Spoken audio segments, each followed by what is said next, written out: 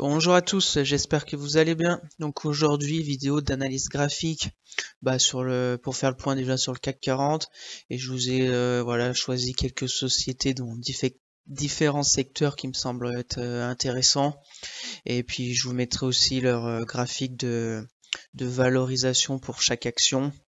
Voilà, n'hésitez pas aussi à aller vous abonner pour les personnes intéressées à mon Twitter où je mets aussi quelques graphiques intéressants où je retweet des informations sur l'investissement. Le lien est dans la description. Allez, go, le sommaire. Donc on commencera par faire le point sur le CAC 40. Ensuite on verra Sanofi, Airbus, la Française des Jeux et on finira par Thales. Bien sûr, je ne suis pas un conseiller financier. Mon avis dans cette vidéo ne représente pas un conseil d'investissement. Elle est juste réalisée à but pédagogique. Chaque investisseur doit avoir sa propre stratégie. Investir en bourse représente un risque. Vous êtes le seul responsable de vos achats et ventes d'actions. Donc on se retrouve sur TradingView comme d'habitude pour analyser notre bon vieux 440. Donc on va se remettre, on va dire, à la crise Covid où on avait cassé cette moyenne mobile 200, le crash du Covid au mois de mars 2020, ensuite une longue consolidation, on va dire, où après on a réussi à casser cette moyenne mobile 200 en novembre 2020. Après on a entamé un joli bull market qui s'est achevé le 5 janvier 2022. Et après, on s'est mis dans ce canal baissier où on a cassé cette moyenne mobile 200 avec violence. On a eu l'invasion de l'Ukraine aussi, où on a touché le plus bas, on va dire pour le moment de l'année, qui était à 5780. Après, on a fait un joli rebond technique de 17% en 24 jours. Où on s'est encore heurté à cette moyenne mobile 200 ici, on s'est encore heurté le 21 avril à cette moyenne mobile 200 et après on a continué dans ce canal baissier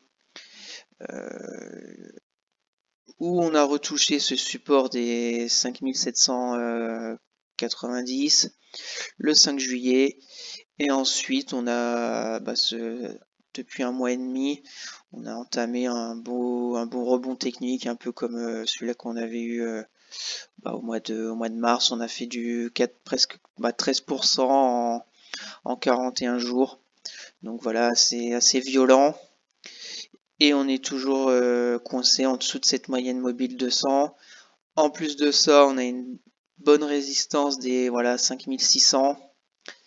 On a vu qu'il y avait résistance 28 avril, touché le 30 mai, touché le 6 juin, et là on l'a touché le 17 août, et on a fait une belle bougie baissière ce 17 août. Ensuite, voilà ce qu'on pouvait dire. Bien sûr, cette moyenne mobile 10 qui avait parfaitement joué le rôle de support dans cette hausse. On a vu là 19 juillet, ici le 10 août. Là, on l'avait presque touché aussi le 27 juillet. Et là, le 17 août, on a commencé à la casser à la baisse. Le 18 août, on est passé aussi en dessous. Et là, on a carrément clôturé bien en dessous. On a même la petite mèche du haut. On a fait le pullback sur la moyenne mobile 10.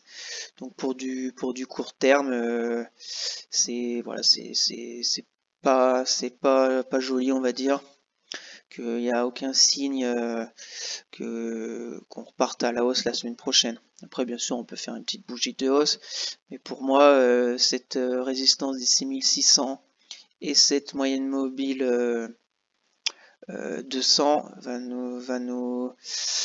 va durer un certain temps, à mon avis, vu la macroéconomie qui est loin d'être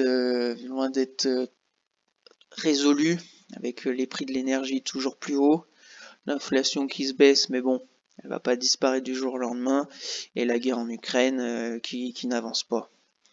Ensuite, autre indicateur qui est pas non plus un autre avantage, c'est le MACD. Je sais pas si vous connaissez, mais je l'utilise pas mal. Donc quand ça commence à croiser, c'est signe qu'il y a un changement de tendance court terme, bien sûr. Vous voyez là que ici on était toujours sur la hausse et là on vient de faire ce croisement hier. Donc avec cet indicateur, on est plus sur un retournement de tendance court terme, donc sur une baisse à venir. Après voilà, on va peut-être pas retourner à 5780, mais pour ce qui est du court terme de la semaine prochaine, ça devrait partir à la baisse. Après donc au niveau de mes scénarios pour le CAC, peut-être qu'on va retourner sur ce joli, déjà fermer ce gap, retourner sur ce joli support des 6350, et puis voilà, peut-être vaciller entre ces deux bornes, ce serait pas mal. Ensuite, bien sûr, si on casse là, on aura le prochain 6100 support. Après, on va réintégrer ce canal baissier, donc attention. Et puis notre dernier support de cette année, ça sera les 5800. Est-ce qu'on va y retourner? Je ne sais pas. Ce qui va être intéressant de voir, ça va être aussi les résultats des entreprises au troisième trimestre. On ne sait pas encore, mais il va falloir veiller ça de près pour voir ce que ça va donner au niveau avec les prix de l'énergie, etc. Donc voilà au niveau du CAC 40. Personnellement, pour mes actions, on va dire court terme, moyen terme, que j'avais pris là dans cette belle hausse de juillet, je les ai toutes vendues avant-hier. Il me reste que du Orange que j'ai pris parce que voilà, je trouve que Orange, les télécoms, c'est très défensif quand ça commence à baisser. Quand on avait eu la baisse là du mois de juin, il y avait que Orange qui était, on va dire, pas mal. Et durant cette hausse du mois de juillet, Orange baissait. Donc peut-être que ça va faire pareil. Donc j'ai pris du Orange, pour, on va dire, me couvrir. Là, je suis déjà en plus-value latente, donc j'ai remonté mon stop à 0, comme ça, si Orange se casse la gueule, j'aurais ni gagné ni perdu d'argent. Donc voilà. Donc pour les personnes court terme, je pense qu'il va falloir attendre la semaine prochaine, voir où est-ce qu'on va se situer. Et puis pour les personnes long terme qui attendent des bonnes zones d'accumulation sur des actions, je pense aussi qu'il va falloir attendre de voir parce qu'il y a peut-être des actions qui vont repartir fortement à la baisse, ou un petit peu à la baisse. Donc voilà, je pense que la semaine prochaine, il va falloir surtout attendre plus de précision sur le CAC. Voilà au niveau du CAC 40. Donc passons à Sanofi. Donc Sanofi, donc je me suis mis en unité de temps weekly pour vraiment voir la tendance de fond. Donc Sanofi en weekly, on voit qu'elle est haussière, que on a cette résistance qui date de 2015, à peu près 101 euros, 102 euros, qui a été passé en avril 2022, mais qu'on est revenu dessous. Voilà, on va se mettre en daily pour voir un peu ce qui s'est passé dernièrement. Donc au niveau de cette ligne verticale, c'est quand j'achète, c'est que j'ai pris des actions de Sanofi.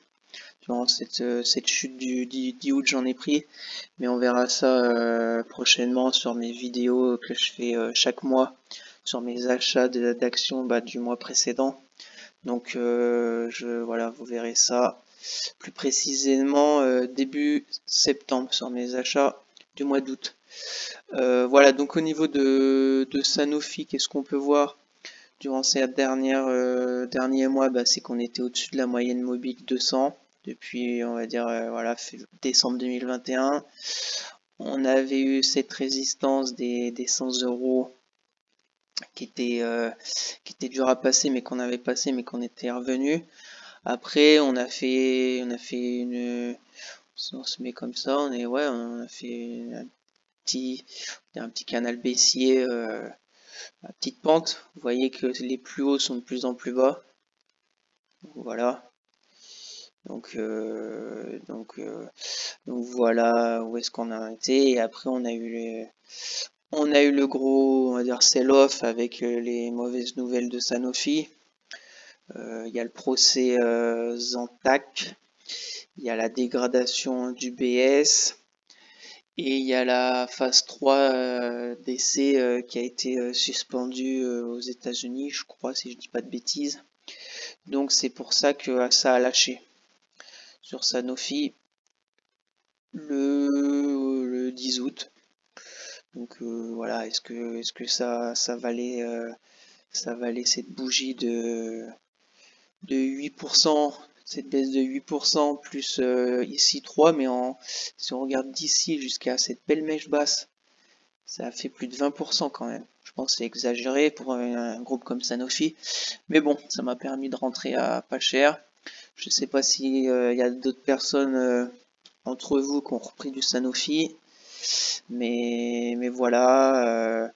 Après on a bien rebondi, mais là il y a encore eu une mauvaise nouvelle, je crois. C'est pour ça qu'on a rechuté le 17 août. Là, voilà, maintenant, va falloir tenir ce support des 80 € et surtout tenir cette belle oblique très très long terme. Voilà, je vous ai tracé depuis 2008, on voit touché en 2008, touché en 2011, là presque touché en mai 2018, crash Covid, on l'avait touché et là, ben, on va la retoucher en journée du 8 août. Donc voilà, donc pour Sanofi, pour les personnes qui n'ont toujours pas pris, qui ont loupé cette chute-là et même cette belle chute du 11 août, voilà, pour moi personnellement, c'est le moment d'en prendre. Pour ceux qui n'ont pas de Sanofi qui veulent en prendre, je pense que sur ce support comme on voit là, qui a un beau support qui était résistance en 2018, qui a été touché en 2019, qu'on a cassé, qui est devenu support en 2021, et là qui redevient encore support, sachant qu'on a cette oblique de hausse long terme. Donc pour les investisseurs long terme, je pense que c'est plutôt le moment de prendre du Sanofi. Je pense pas qu'il y aura des mauvaises nouvelles toutes les semaines avec Sanofi. Voilà, après pour les personnes court terme, bah, bien sûr, va falloir attendre une congestion, un signal positif. Vous voyez qu'on est très très très très en dessous de cette moyenne mobile 10. Donc va falloir attendre un petit peu pour les courts termes. Voilà au niveau de Sanofi, ce qu'on pouvait en dire. Donc au niveau du graphique de valorisation pour Sanofi que j'ai pris sur Morning, donc bien sûr c'est un outil en plus pour vous aider, on va dire. Donc on voit que elle passe un coup au-dessus, un coup en dessous de sa juste valeur théorique. Là, on serait plutôt en dessous à 81 €. Donc voilà au niveau de son graphique de valorisation pour Sanofi. Donc passons maintenant à Airbus. Voilà, donc, très belle société. En unité de temps weekly, on voit que depuis août 2010, on était toujours au-dessus de cette moyenne mobile 200. Voilà, très très très forte cette moyenne mobile 200 qu'on a cassé avec la crise Covid. On va se mettre en daily.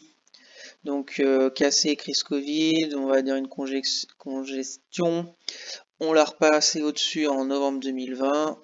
On a fait une belle hausse qui s'est, on va dire, ralenti, même qui s'est arrêté. On a même un beau petite résistance ici, vous voyez, tous ces points qu'on a touchés là, des 120 € à peu près. On a touché en juillet, presque en août, voilà, on a touché au moins 5-6 fois 5 fois les 120 €. Donc très belle résistance. Donc on est toujours parvenu d'avant crise Covid vers les 138 €. On a même recassé cette moyenne mobile 200 avec l'invasion de l'Ukraine. On est revenu dessus, qu'on a réussi à passer, mais qu'un jour on est repassé dessous. On a fait une forme de range. On a rattaqué cette moyenne mobile 200, la même chose avec une belle chute. Intéressant, c'est ce support des 90 €, mars et juillet. Après, on a fait voilà, une belle hausse, un peu comme le CAC. On a refait pareil avec cette moyenne mobile 200. On a même fait une fausse cassure sur cette résistance oblique baissière, vous voyez. Et ce qui est, on va dire, pas bon à court terme, c'est qu'on a même repassé en dessous, on a cassé, c'est la moyenne mobile 10, on a repassé en dessous la moyenne mobile 200 et on a clôturé au jour au plus bas. Donc pour le court terme, pas bon du tout Airbus. Est-ce qu'on va retourner ici? Bon, il y a d'autres, bien sûr, il y a d'autres zones de support déjà à aller chercher. Allez, voilà, 102 €.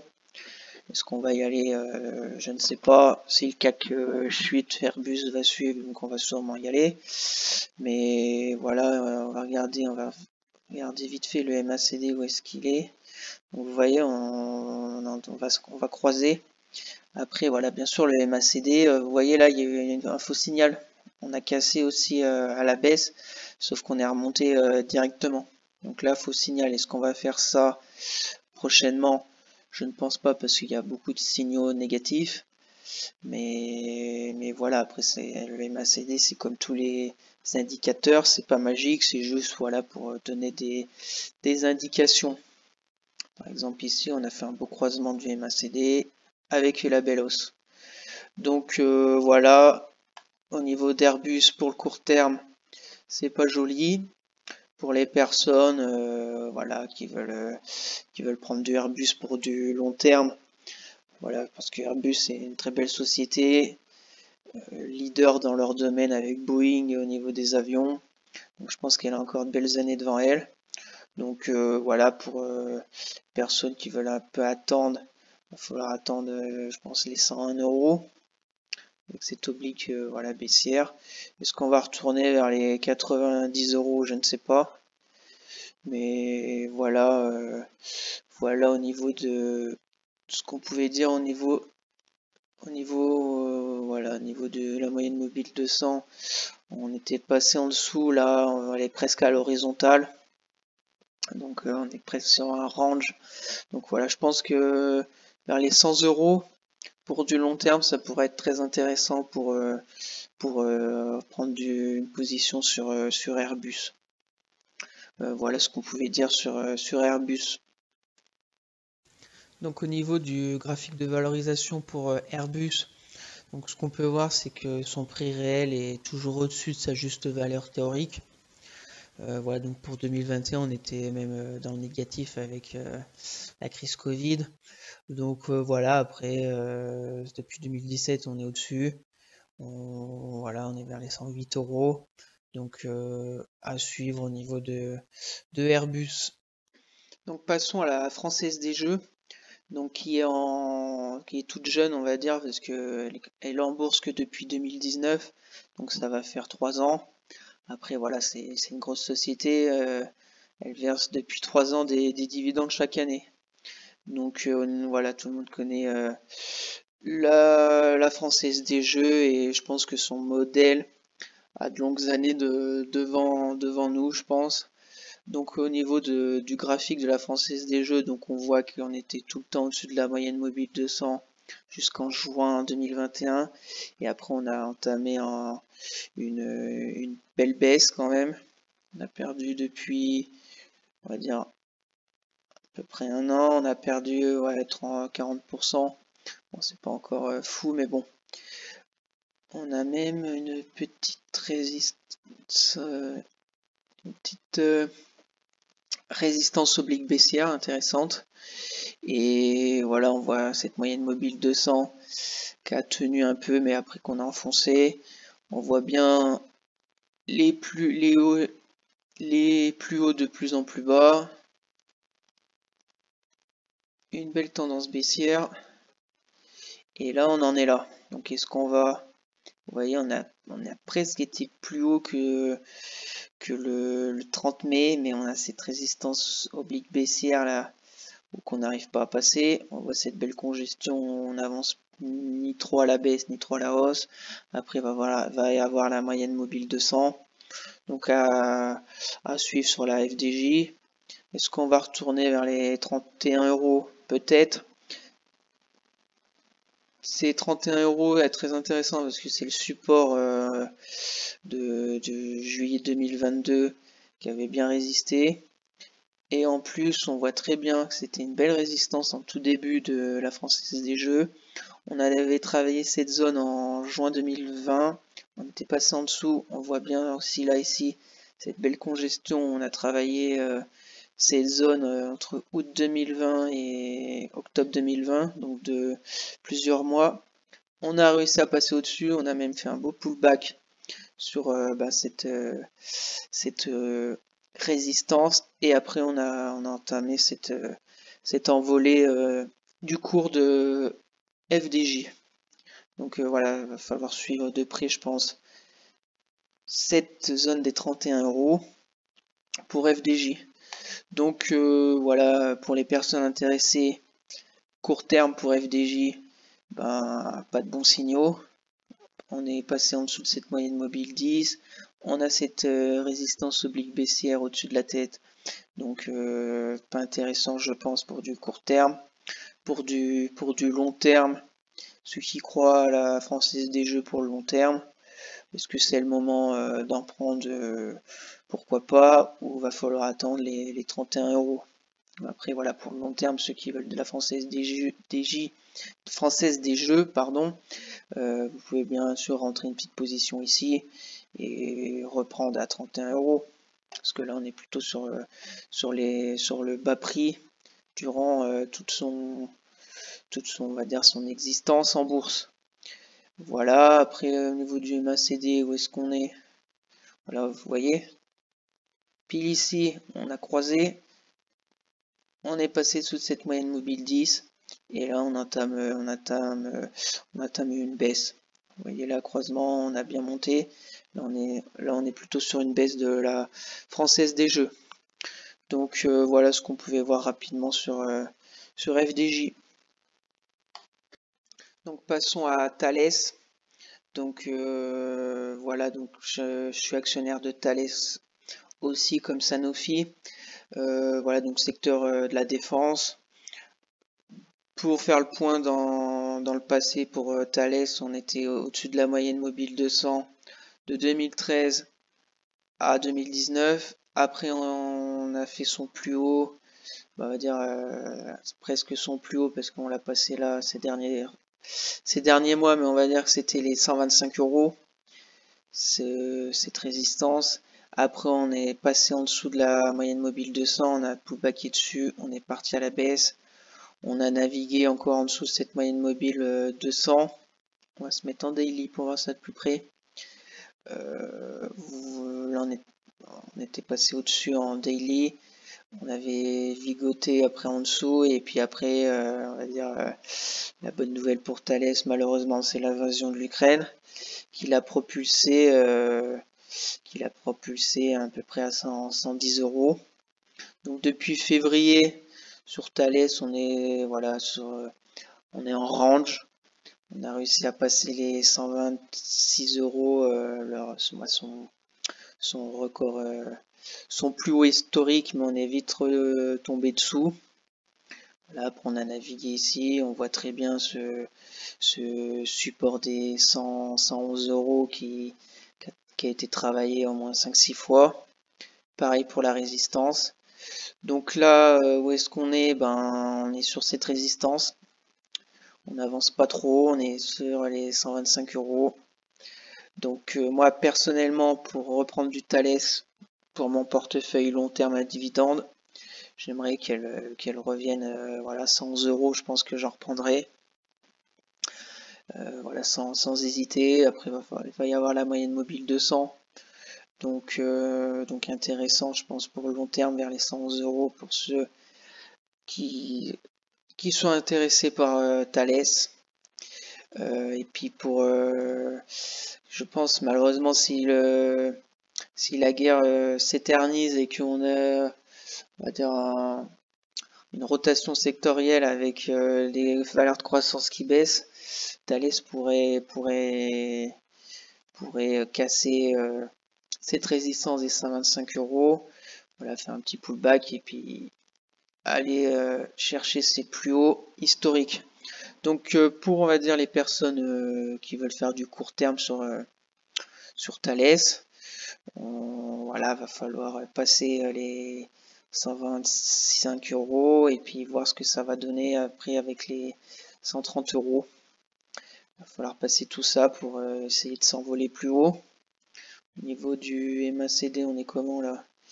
Vous voyez, il n'y a aucun signal intéressant au niveau du MACD. Il n'y a pas d'écart entre les deux lignes. On voit bien le range sur Thales. Donc voilà au niveau de Thales, ce qu'on pouvait dire rapidement sur cette société. Donc au niveau du graphique de valorisation pour Thales, on voit qu'on suivait plutôt bien sa juste valeur théorique jusqu'en 2021. Après en 2022, en début d'année, on était plutôt en zone de potentiel de sous-évaluation. Et là, on reviendrait sur sa juste valeur théorique au niveau du graphique de valorisation pour Thales. Donc pour conclure cette vidéo et faire une petite synthèse, je pense que voilà, personnellement là je vais attendre la semaine prochaine voir la suite au niveau du CAC 40. Pour ce qui est du court terme, même du long terme, je vais attendre une congestion, voir s'il part fortement à la baisse, si on arrive à tenir ces zones qu'on a vues avec l'analyse graphique du CAC 40. Et puis voilà, et puis on va suivre comme d'habitude les news macroéconomie, avec bien sûr l'inflation, les choses qui se passent en Ukraine, la Chine, Taïwan, le prix de l'électricité et du gaz, etc., etc. On va voir aussi après en début septembre avec, je pense, le retour des vacances et les volumes qui vont revenir sur les actions et les indices. Voir ce que ça va donner pour voir à peu près où on va se diriger en cette fin d'année. Mais bon, personnellement, j'ai un peu peur avec le chauffage, l'électricité et le gaz. Parce que je vois que l'Allemagne, c'est pas bon du tout pour eux. Donc si l'Allemagne sombre, pas sombre, mais bon, si l'Allemagne peine en cette fin d'année, elle va entraîner toute l'Europe avec elle. Donc voilà, après, il faut pas être non plus alarmiste, mais bon, pour le moment, je vois pas de très très bons signaux à se mettre sous la dent au niveau des news macroéconomiques. Donc voilà, donc bien sûr à suivre ça de près toutes les semaines. Et puis on verra bien où est-ce que le CAC va aller dans les prochaines semaines. Donc merci à tous d'avoir suivi cette vidéo. Voilà, j'espère que ce genre de vidéo d'analyse graphique vous plaît. Voilà, pour vous aider un maximum pour dire les court terme, moyen terme, même les zones d'accumulation pour les personnes qui font que du long terme à dividendes. Moi personnellement, j'ai on va dire 80%, même 90% de mon portefeuille sur des actions long terme à dividendes. Puis je garde du cash pour voilà, comme là le mois de juillet, ça m'a permis de faire pas mal de bonnes plus-values sur des bonnes sociétés. Comme ça m'a permis de booster on va dire mon portefeuille quand j'avais pas vraiment de signaux pour des zones d'accumulation sur mes actions long terme. Donc j'ai pris des moyens termes que j'ai clôturé il y a 2 jours. J'ai pris mes plus-values et puis on va attendre d'autres signaux pour reprendre des courts termes. Et puis si ça baisse, on prendra des actions pour long terme, dividendes avec des très bons fondamentaux. Et puis voilà, et donc n'hésitez pas bien sûr à vous abonner, à partager, à liker la vidéo, ça fait toujours plaisir. Et puis bah à la prochaine pour de nouvelles vidéos. Allez, bye!